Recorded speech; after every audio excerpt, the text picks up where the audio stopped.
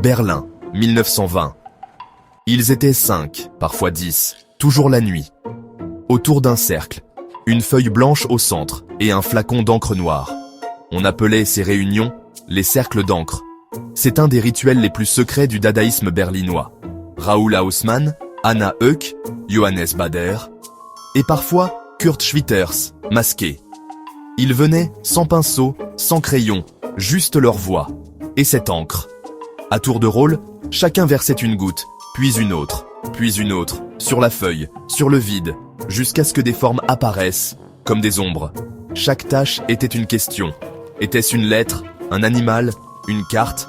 Ils interprétaient collectivement, souvent en silence, ou en poésie fragmentée, comme un oracle dissident.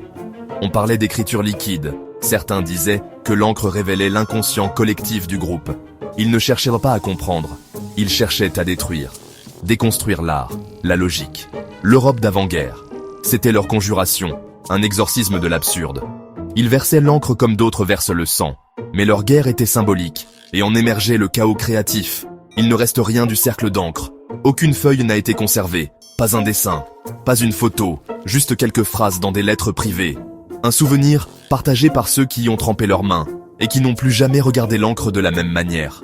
Ce n'était peut-être qu'un jeu, ou peut-être un rite initiatique, où l'art n'était plus production, mais invocation.